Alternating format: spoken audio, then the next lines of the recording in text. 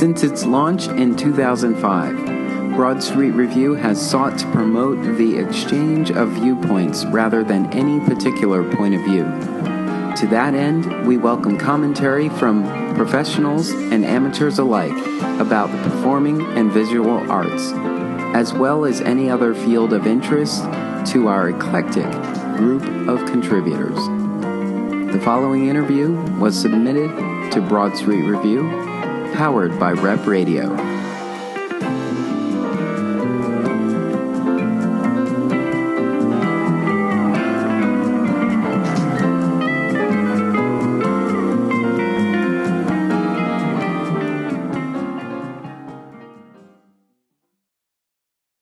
You know, it's right. got to be something well, good, and it's awesome too coming and working with 11th Hour because I've been working with them the longest. Yeah, the very first show. Well, it was the second professional show that I ever did was Ostentatious, which Kate co-wrote in the Fringe in 2006. Yes. Yeah. And then I did like only 11th Hour stuff for a while. Years. Yeah. For like maybe 2 or 3 years. Cool.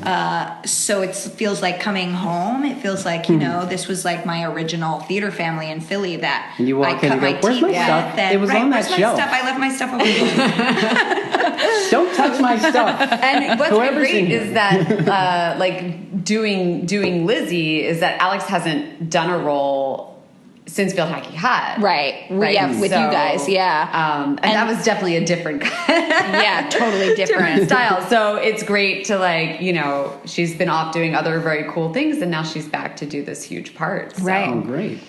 If I just edited here, we're here in the depths of South Philly. South Philly. Mommer's country. Yes. In a building that every time I walk in here, I say, they should just call this theater school. Yes. Because we have two great theater companies here, 11th Hour Theater Company and 1812's downstairs. And we're here with 11th Hour Theater Company, Kate Galvin and Alex Kuiper. Kuiper. Yeah. Okay, I was going to ask before we hit record. I'm sorry. Totally Kuiper. fine. Alex Kuiper.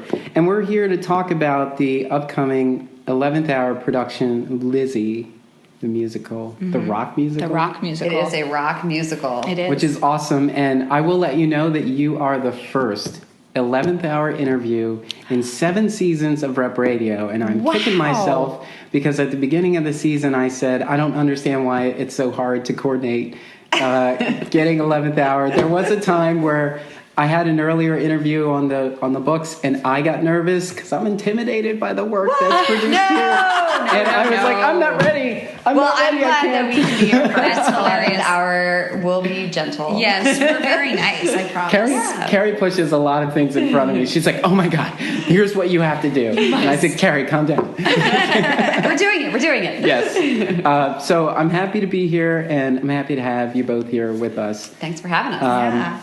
Yes, so let's talk about Lizzie. Yes. Great. So I discovered Lizzie through the National Alliance of Musical Theater. It's a nationwide organization based out of New York, and they do a new musicals festival every fall where they feature 8 musicals that are looking for homes. And I have been very involved with NAMT from the time that I was working at the Walnut, and once I moved over to 11th Hour, have gotten 11th Hour involved, and it's been really a great resource for us. We've done a number of shows that have come out of the NAMT Festival.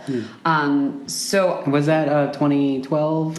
It was, I think we must have seen it in the 2011 festival because as soon as we saw it, I was like, and we decided to do the concert series. I was like, we have to get Lizzie for the concert series. But they hadn't had their like official world premiere yet. Yeah. So they were reluctant to give the rights away in a major city before they'd had their world premiere. Yeah. So they said, hang tight, let us sort out some other things. While you were salivating. Exactly. I gotta have Theater Under the Stars in Houston did the world premiere. And then after that, we were able to get the rights for our concert series in the fall of 2013. So it was 3 years ago that we did it. Yeah. The first time as a concert. And it was a whirlwind of awesome. It was insane. And we got such great feedback on it. It was such an exciting, I mean, it's got such a mixture of music that it sort of has something for everyone. And it's funny as well as really dark. Yeah. So it's like going to a rock concert that's going to make you laugh and cry, maybe. Yeah. And we weren't sure, like, okay, well, we think this is great, but we wanted to put it in the concert series because it seemed kind of risky. We're like, it's a rock musical about Lizzie Borden. Does anyone care about that? And people came and they loved it. Yeah. And it's really, it worked really well in concert form because it really is like a concept album come to life. Right. Yeah. So what's about to become exciting, we're starting staging today, is actually fleshing it out in a new way and getting it off the page and away from the music stands and into a 3-dimensional space. So that's exciting. Well, when I thought about it at first, I was saying the same thing. I was like, I don't know what is, will there be excitement for the storyline in a rock format? But then I was thinking, I was like, well, we've had like Assassins, we've had Rent, where it's been this story that seems like it needs to have a little bit more care and sensitivity, like even Sweeney Todd for a sense. But then you're like, but let's put some music behind this story, And so you're thinking, without knowing any of the music, you're just like, I may or may not have killed my parents. Right. Right. Well, but, I think what makes this really work is that, we're looking at characters who are real people who lived in the Victorian era. And so the expectations of their behavior and their lifestyle and their dress are the polar opposite of what you think of in a rock musical. And the score brings to life the psychological reality of these women in a way that is just so compelling. It's incredible. I think the rock music specifically speaks to what is quoted in the show as stifled rage. It's like there's this rage underneath sort of being told that you're a second-class citizen basically your whole life, and that's what it was to be a woman in the Victorian era. And they were not allowed to have opinions. They weren't allowed to decide what they wanted to do in their future. They didn't get to do anything. And Lizzie and Emma is her sister, are now sort of too old to get married. So they're at a point where they're looking at a life of loneliness and emptiness, and potentially all their father's money might go to somebody else. So they're angry. I think rightfully so. There's a lot of conflict in the Borden house, so that also makes for great rock music.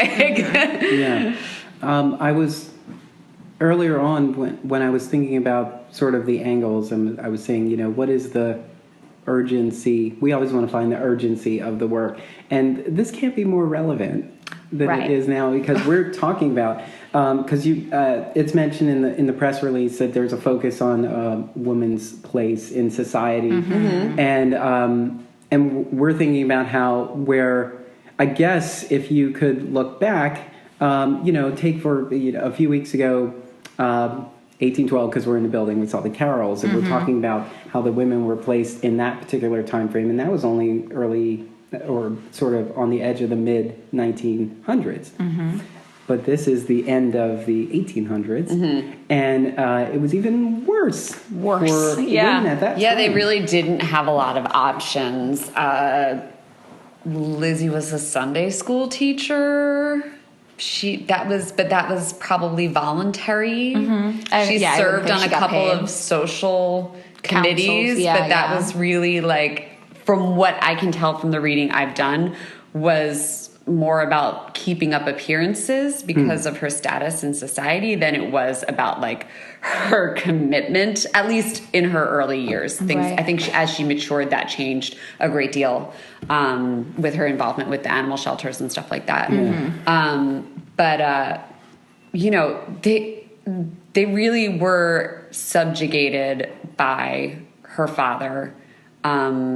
And because they were unmarried, they were stuck in a big way. Absolutely trapped. And I think you're right. It couldn't be any more appropriate right now. I was thinking about, I mean, I'm very angry with the current political climate. I am a woman who is livid with what's happening. Really? Why? And why? I'm so what are you confused. upset about? What is there to be mad about? I feel like Alex, the entire it's theater, fine. Everything's the entire great. theater community is on the Fine. same page Right? here. We're just like, We're you don't even have to talk mad. about it. We all have Right? this look on our face. Oh like, man, we we're get it. so mad, and the words "smash the patriarchy" have been just so present in our society that I was thinking of the Is it on a catharsis. t-shirt yet? Can we get that? I'm sure it is. We should, but it just feels like catharsis. You know, it's like for people coming to see this. It's about a woman put into a situation that she is trapped and has no power, and deciding she's going to take the power into her own hands. Yeah. So the consequences and the actual situation, yes, the details of that are going to come into play in the actual show. But I think the idea of taking down the patriarchy is super exciting. Yeah. Well, and for me. as this story unfolds, and as you know, the verdict comes in, the sort of aftermath of that, you know, she has this level of pride where she stays in the very same Stage She and sure fall does. in. that like, you know, has this opinion of her. Yeah. So I can only imagine just walking down the street and everybody's Right? I mean, that's giving her her. these looks. Little children literally used to chase her down the street and sing the nursery rhyme. She's a teacher, to her. so can she be a teacher? Well, and I think she stopped She teaching stopped. after that. Yeah, she stopped. And she wasn't a teacher by profession. She then, I mean, it was said that little kids would stay outside of her bedroom window in her backyard and sing up to her, sing the song up to her. But she changed her name to Lizbeth. So that she wouldn't be known as Lizzie anymore. And she was a patron of multiple theater companies. She loved theater. Yep. She was very involved in the arts. And would go to New York all the time and like give money to as many companies as she could. And she was a huge animal rights activist after the fact as well. I feel like knowing all that we know now, or you know, we would. She walks into the room and we go, okay, she definitely can do the job. Right. Yeah. I mean, She's got a poker face like you wouldn't believe. Yeah, and that's one of the things that's interesting to me about this story is that is the men sitting on the jury literally could not believe that that a woman of her age, of her status, of her ethnicity, of her religion would ever commit a violent crime. And for the record, we don't know. We're never going to know. Right. The forensic science wasn't good enough at the time for us to ever have an answer to this question, which is one of the things that makes it an ongoing legend and keeps its place in American culture.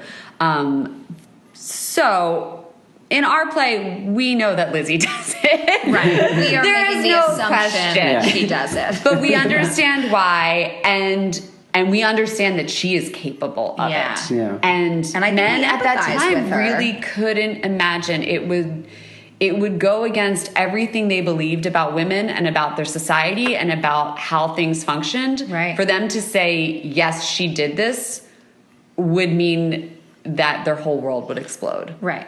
I think it sort of works in her favor, the fact that they just don't think women are capable. Right. Yeah. It's such a double-edged sword. Of doing anything, and it's just like, well, technically all of her women could be spies, could be murderers. Yeah, it's very scary. It's very scary. Yeah, that was my biggest thing that I was like, I can't believe more women didn't commit double homicides given the circumstances that they were in. Don't make me Lizzie you. Right, yes. I'm Lizzie so fast in this room. What's crazy is that that's still true today. Yeah. We spoke with some lawyers who said it is still very, very, very difficult to get women convicted of violent crimes. Yeah. Even in this day and age. Right, that contemporary juries will look at them them and say like, oh no, they couldn't possibly. Her boyfriend talked her into it. Right. Well, this is what happens when you oppress a people. Yeah. You know? Yeah. Sure is.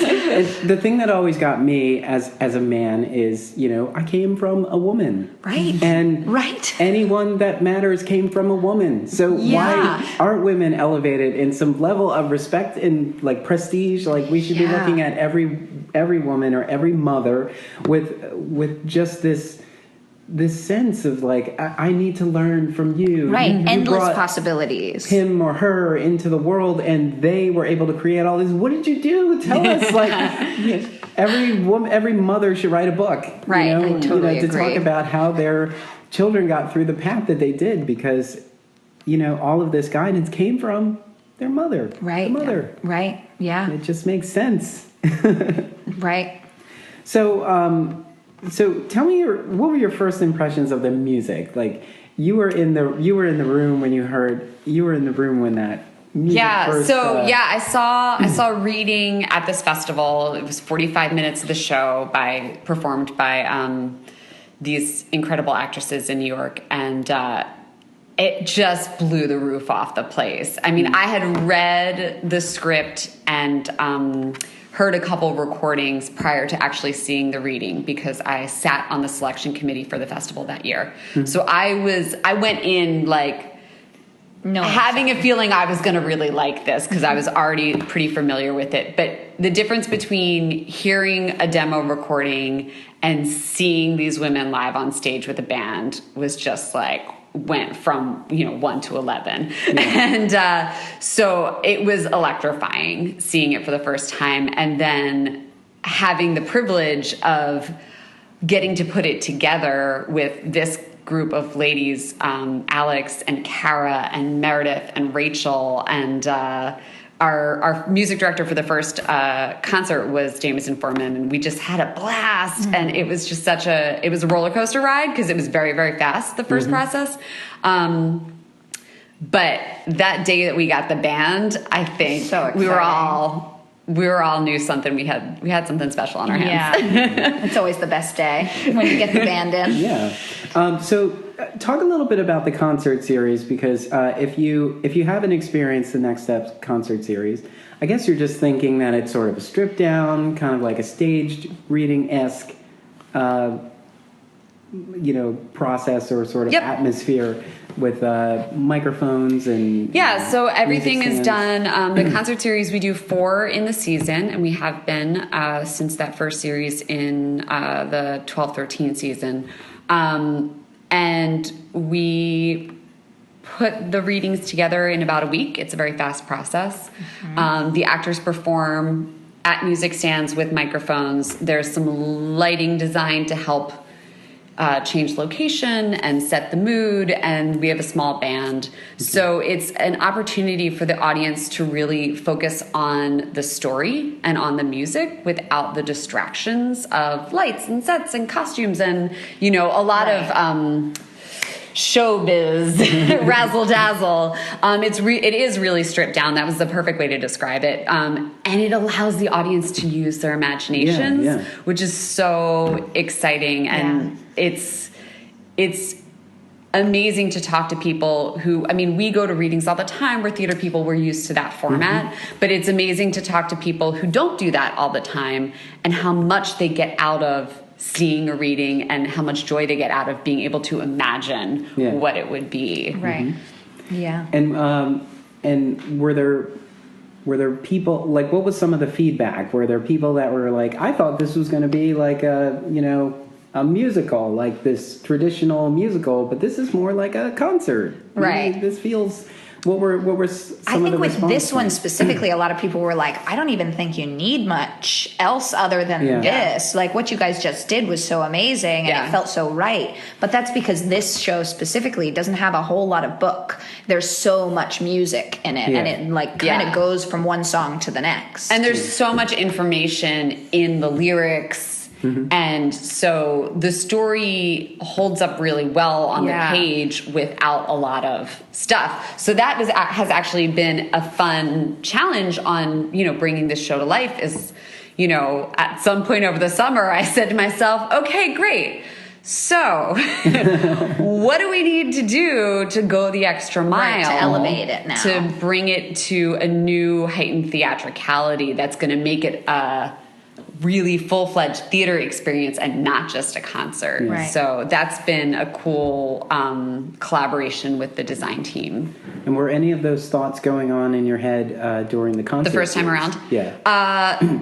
Certainly, I wish we could have had blood. That was probably, like, the blood and the axe are probably the things that we Sure. missed the most. But there's also like with But it those didn't even concerts, matter, really. right? It didn't. But like with the concerts, I think there's always a hesitancy to be like, what would I do in this full production? I think you do think you can't help but think it, but at the same time, so many of the concerts are going to cost so much money if they were to produce them as a full-fledged production. Yeah.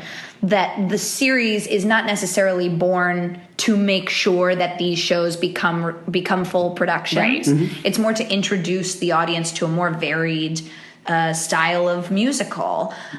So yes, there were probably thoughts of like, this as a production would be amazing. Yeah. But until it becomes a reality, it's hard to spend all that creative money.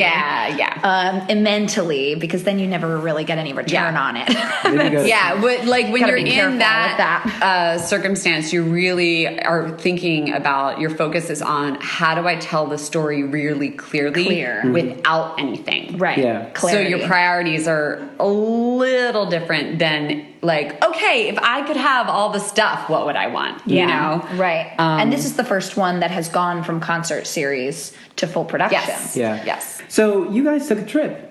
Yeah. We to sure Falls did. River. Tell us about it. Well, we went to Fall River. When was it? End of November, mid-November. Yeah, something like that. It was awesome. We drove up there. The girl playing Emma, Kara, she drove us up there, and we stayed for 2 nights. And we got to see basically, so much of the town. Not all of the town, but so much of it. And it was so nice to just stand in the house and to see how they would have walked to the market, or how where all of Mr. Borden's shops would have been. And it was such a factory town at the time. They made a lot of fabrics, right? Yeah, It was Spindle City, they called it. Right. There's a lot of textile mills because it's right on the mouth of a river, so they can import cotton Really from the south easily. and then export it. And Mr. Borden owned several businesses in the town, so he had his hands in a lot of the community, which was very interesting, specifically because the girls were so isolated, that he was so not isolated. He had access to every major business in town, basically. And seeing the house was really interesting because the house itself is set up very strangely. It's said in the play that Mr. Borden used to lock all the doors when they would go to sleep at night. He would lock each of their bedroom doors so they couldn't get out of their room. Wow. The house is really a character unto itself in this story, in reality and in the play. And there are no hallways upstairs on the second level. So all of the bedrooms are connected to each other, and you have to walk through one to get through the other. Yeah. So it's very psychologically unsettling. Right. Very New York Railroad. Yeah. Right. So the way around it was that they did do a lot of locking of the doors, and the girls, Emma and Lizzie, would use the front stairs to access their bedrooms, and then Mr. Borden and Mrs. Borden would use the back stairs to access their bedroom, and then the back stairs also took you up to the 3rd floor where the maids' quarters were.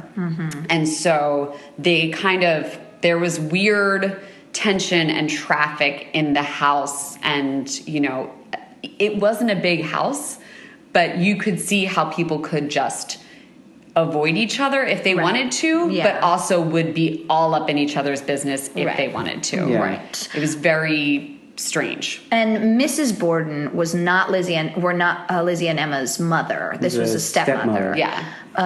Who they did not care for particularly. She didn't see in the research that we did, and anybody that we spoke to in Fall River, there was no reference to her being difficult or annoying or anything. She didn't Nope. seem to have any terrible qualities. She Everybody was always seemed to say, like, well, pretty harmless. It seems like she got the worst deal Yeah. out of this whole thing. She didn't really do anything, and then she just got killed. Yeah, it was sad. But Sad for her. she was maybe going to be able to take quite a bit of the father's money once he died. Yeah. So the girls were very upset about that. How old was Lizzie, or how old were the girls at this time? So Lizzie was, I think, 32 or 33 at the time of the murders, and Emma was 10 years older. So, So they're 42. not young girls. No, Yeah. not young. And it's interesting because during the trial, Lizzie's defense lawyer continually referred to her as a young girl. Yeah. This young girl. We're like, she's 33 years old. Yeah, she's not She's that a young. grown woman. He was like, look outside. Yeah. They don't want me. But that was all Not a part young of the girl anymore. strategy of like making her appear to be this innocent, feminine, helpless woman. Sunday school teacher. Yeah. You know, Yeah. they played up that. She had posies that she carried with her at the trial. That she would just sit there with her little posies. Yeah. And Oh, wow. And the flip side of that is the prosecuting attorneys always referred to her as Lizzie Andrew Borden, which was her full name. So they, Yeah. make sure to include that masculinity, Yeah, or they would call her the prisoner, whereas So- the defense called her Miss Lizzie. Miss Lizzie. Miss Yeah. Lizzie. So everybody was,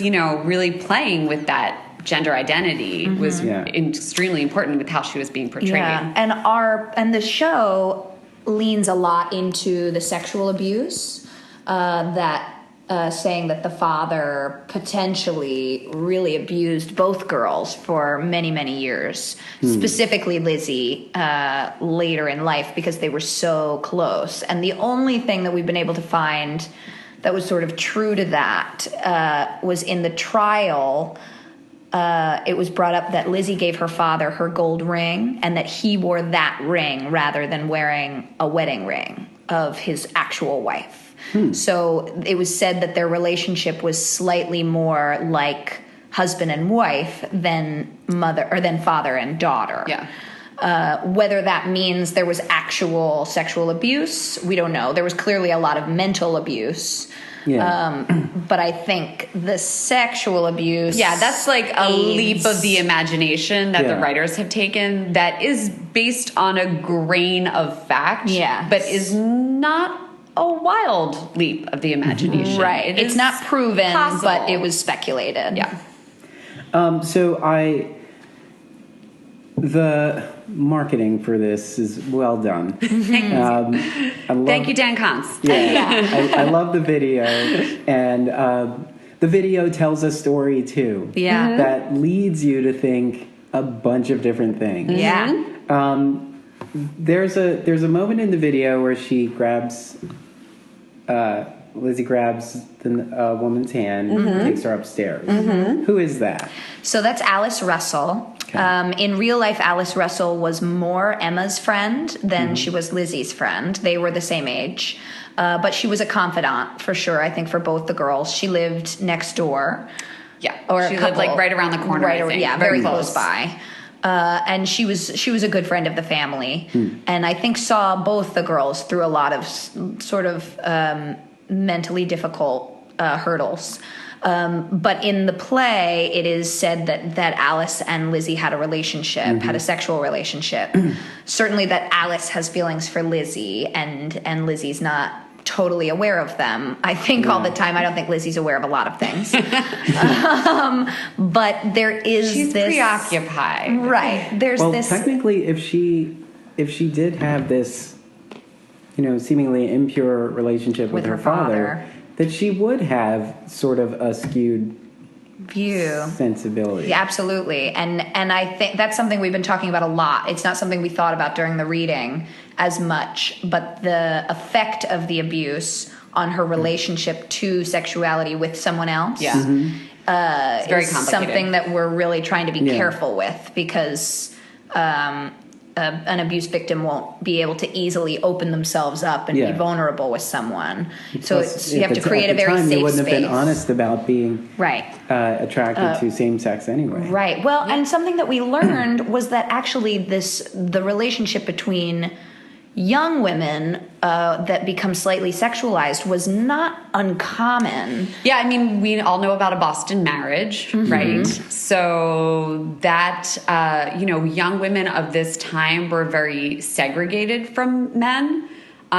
Socially segregated from men. So the bonds that women formed with each other were really quite close. Right. And many times ventured into the sexual. Yeah, like that probably happened a lot more than we imagine it did. Right. But that was usually with younger girls, I would think. I mean, there's certainly were women at this time who lived with their partner their whole lives. Right. And, they were the Boston marriage spinsters down the street. No one called it what it was, but everybody knew, Right. Right. I think we just have this mindset because it wasn't documented in a way that it wasn't documented. That was very detailed. Yeah. There was a whole lot that just wasn't talked about. We just didn't say. Even now we have there's fluid sexuality. Right. There's relationships Proper are not pronouns as traditional. and all these, but these things were always there. We're just we didn't now invent shining that. a light on them. Right. It's that sexuality is such a spectrum and always has been, and that's sort of where things started, I think, It's for like, no, for we're most saving money women. living together. This is a great deal. Right. You can't get a house like this anymore. And then we had heard rumors of her having a girlfriend after Yes. That's the a trial as widely well. spread rumor that, we heard mixed things when we were on our our research trip, they were like, that's not true. And then we were like, You're still Puritans, aren't you? But yeah, there's a well documented rumor that Lizzie had a relationship with a female actress who had been to town a number of times with her with a touring company, and Lizzie would throw wild parties at her house, Right. and so I think that the way that Alice is portrayed in this show as being sexually involved with Lizzie is kind of taking a page out of that what happened book. after. Yeah. And just, Trying to speak to who she might have truly been underneath, though maybe she wasn't really able to experience that before the murders. Yeah. Huh. Yeah. I'm also interested in Bridget because the help is often forgotten. And she is. And you will not forget her. she has to know a lot. Like she has to be a key witness because we always. She knows a lot. They sort of fade into the background, and you almost forget that they're there. At least when these stories are unfolding, they're the ones who have to keep their mouths shut. They just do their job, and and the girls are so mean to her too. They're not nice to her. Of course, so you would I'm be journaling all of your exploits. You're a little surprised that she didn't give them away. She's the Irish maid. She's the generic Irish maid to them, to the point that they actually don't even call her by her real name. They call her Maggie. Because it was the name of the previous maid. And they can't be bothered to remember what her actual name is. It's terrible. But then she also stands to benefit financially from the loss of Mr. Borden and Mrs. Borden because she has a severance package. Oh. So, I mean, a basic severance. She's and by severance package, me and Emma and Lizzie are going to pay her off. She's taken care of in the situation. So it benefited her to make sure things went quickly and smoothly and and then what was how to keep awesome, it clean and how to take care of it. But what was awesome, she moved to Montana, right? Yeah, so she moved out west. She disappeared for a while, and no one even knew where she went for a long time until they finally found her. And on her deathbed, on her almost deathbed, she thought she was going to die, and she called one of her dearest friends and asked them to come over. She said, "I have something very important to tell you that I want someone to know before I die, and I can't say it over the phone. It would have been a letter. I can't write it here. I need you to come and talk to me." And then by the time her friend had gotten there, she was feeling better. She's like, I'm good. It's she was fine. like, I actually am fine. I'm not dying. I'm not telling you anything. I don't need to tell you what I was going to tell you. Oh, wow. And then she died without ever telling anyone that secret. Oh. So we don't know what that was. That very well could have been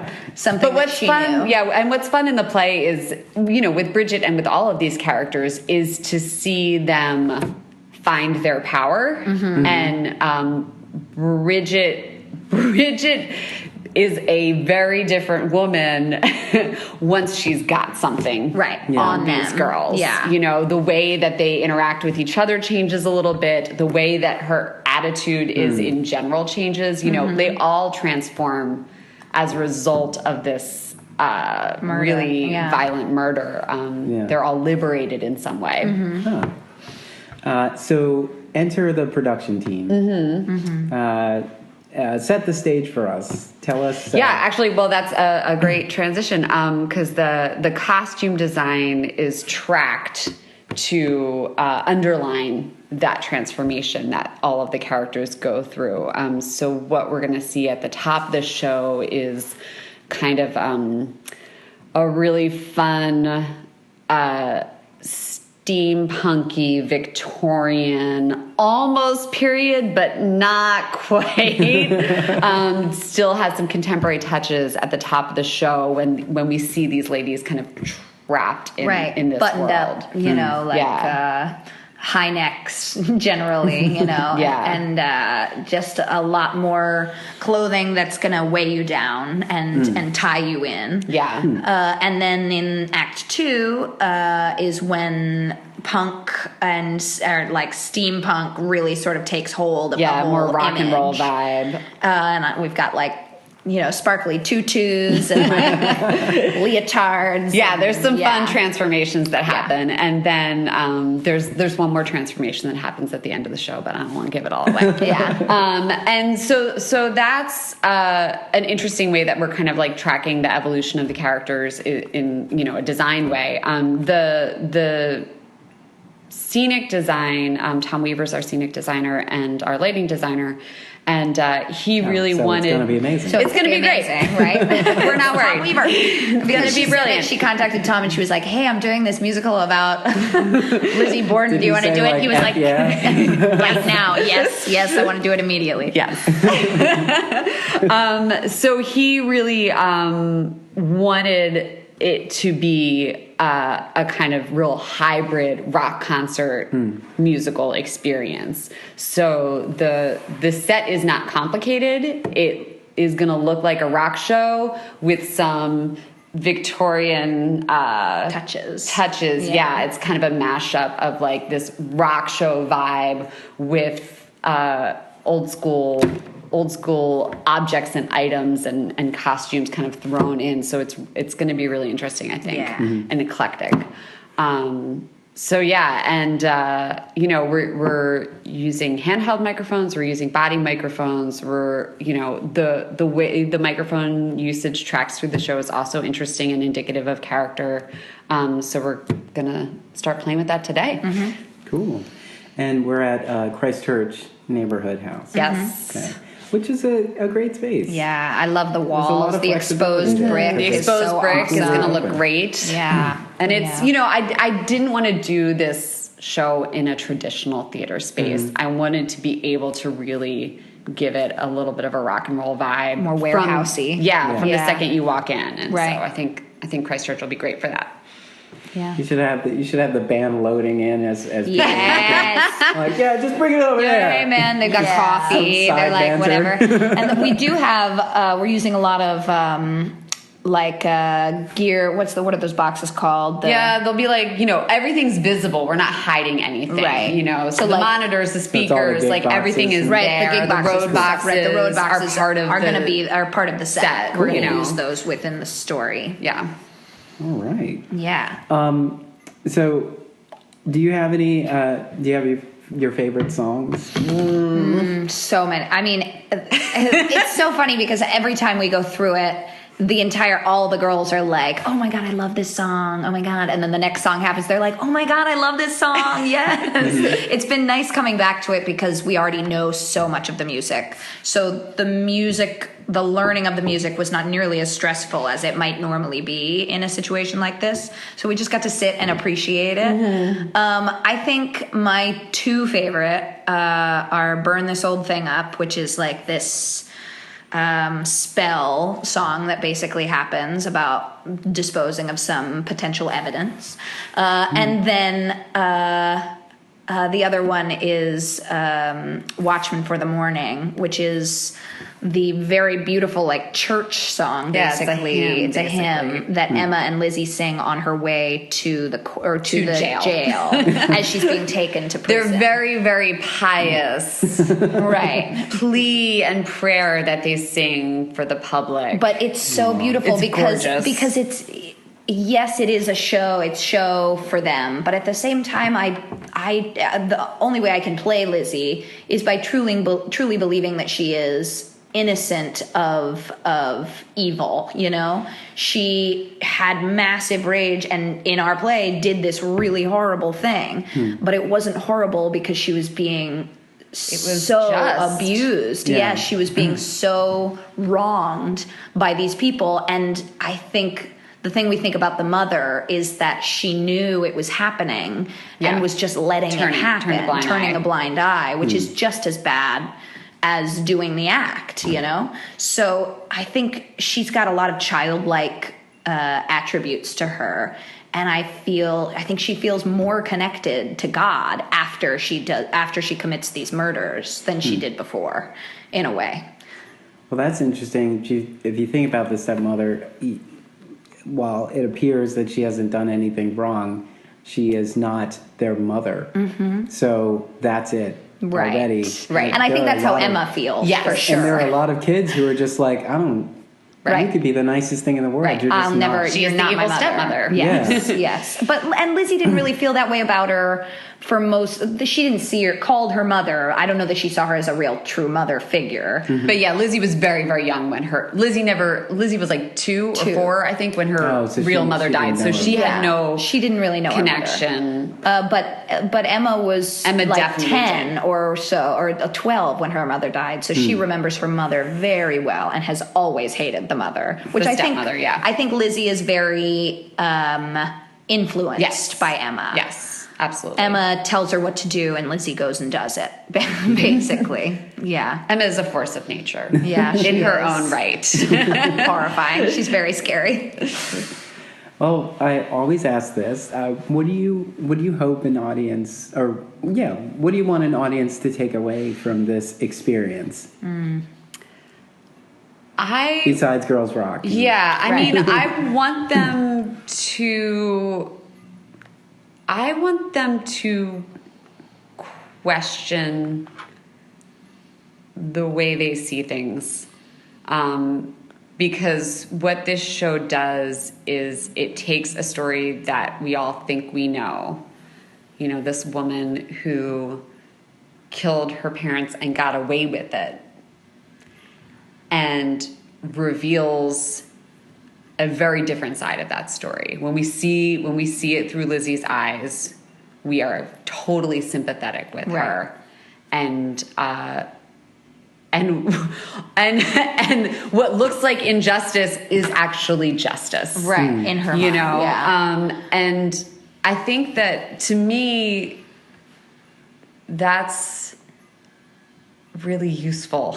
And isn't that in life? It's kind of like the thing. Don't make assumptions. When you see the whole picture, it's much more complicated than you think it is. Right. Yeah. And it's the thing about all of those documentaries recently of like Making a Murderer and The Jinx and Amanda so much more gray. Knox. It's like we do profile, and we're all socially sort of obsessed with these people who are monsters, and like doing a profile on a monster so that you can humanize them, so that you can see who they are and understand why they might have done this, or if they did this, if the justice system failed them, if the justice system was part of the problem. You know, I think we as a culture right now are so obsessed with those kinds of stories that it plays right into the same quality of intrigue for how powerful are we as people. I personally could never imagine actually taking another person's life. But you know, soldiers do it all the time. People do it all the time. It happens all over the world every day. So there's this other part of our humanity that we don't want to look at. And I think it's interesting to show a situation where we empathize with someone and and see what they did as being horrifyingly wrong. Yeah. I love the juxtaposition of agreeing with both sides of the argument. And the motive is the ride. And we enjoy the ride now. Yeah. Like, there was a time where it's like, no, don't give it away, don't give it away. And it's like, we don't care if we know somebody dies at the end. Right. We want to know what leads up to that. Right. How do we get there? How do we do that? There's this thing of storytelling where we experience the end at the beginning now, and then we go back and hear and discover why, right? In Hamilton, how he says, "I'm the damn fool that shot him," and then you go like, "Oh no!" And so, like, leading up to that moment in the show, you're going like, "Wait, don't have a duel with him. He's gonna kill you." It's like, but you're not thinking that. Happens. Yeah, you're it's thinking like, "Oh my god, this music is so weird, and this song is so phenomenal, and I love watching his last moments. Him knowing it's his last moments is And you're like, "Shut up! These tickets cost way too much money." Right. I'm listening. Stop screaming. I feel like for me, that's the big picture, but it's also what's great about this show is that it has so many layers and it's so fascinating. Like, you can really spend a lot of, and we have spent a lot of time kind of peeling the onion back. Yeah. But the flip side of that is, if you don't know anything about Lizzie Borden and you don't really care about Lizzie Borden, you're going to come to this show and have a hell of a good time because it is kick-ass music and these girls are phenomenal, and it's just going to be like a great ride, and then you're going to want to go learn about Lizzie Borden. Right, then you're going to want to go look everything up and see what was just in the play and what was real. That was real? Right. The things that are kind of the most unbelievable in the play are the things that were real. Yeah. Which is crazy. And so much of the play uses real testimony, uses like the they've done an words in the unbelievable play, job. in the lyrics are taken directly from the court, from the trial, or taken, so that's really exciting to work with actual text that they actually said. They ran into my axe. They ran into my axe 40 times. Okay, so besides looking forward to this amazing rock musical, we are approaching 2017. We are. Yep. 2 more questions. I figure out which one to ask first. What do you think artists should be thinking of moving forward now in light of our reality? And what are you most looking forward to besides this production in 2017? I feel like we are at a place, I mean, for me as an artist, where all I want to do is make art that empowers people and that shows us our history of overcoming obstacles and makes the individual feel powerful and feel like they can do something in this world. Yeah. That said, I'm going off to Maine to do a really silly one-man comedy after this. I haven't been able to say yes to projects yet that will allow me to do that, but I'm continuing to do some work with the writers of Factory Girls, which we did in our concert series last year, which that show is very much in the vein of what I want to be doing right now in this climate. Yeah. I think I'm looking on that same, obviously, empowering people whose voices we don't get to hear very often.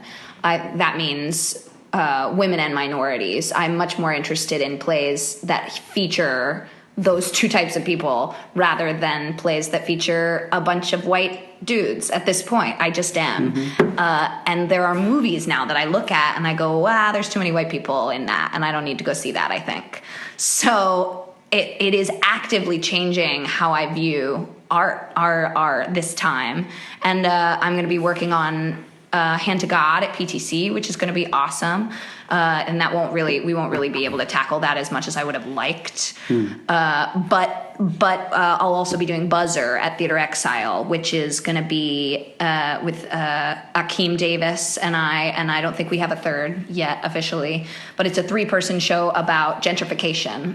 And it should be... Yeah, that'll be exciting. It'll be really exactly the kind of play I want to be involved in. And my character doesn't come out looking so hot, which is another thing I always kind of love. That's a good challenge. I don't ever mind playing a character that the audience won't like. I'm fine with that. Well, Lizzie hits the stage January 12th yeah. through the 29th.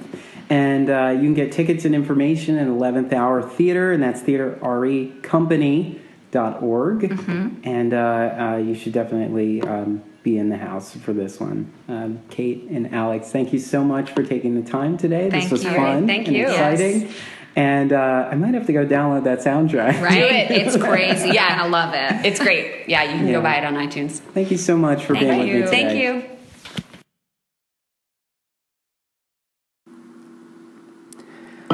This podcast is brought to you by Broad Street Review, the website where art and ideas meet.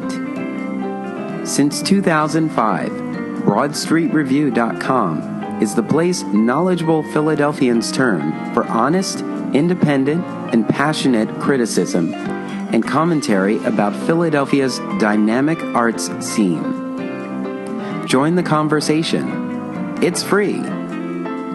You can reach Broad Street Review online at BroadStreetReview.com. Follow us on Twitter at Broad Street Review and like us on Facebook. To show your support for this podcast and our Philadelphia area arts coverage, please go to BroadStreetReview.com and click the button at the top of the page that says Contribute. Thank you for helping to keep the conversation going.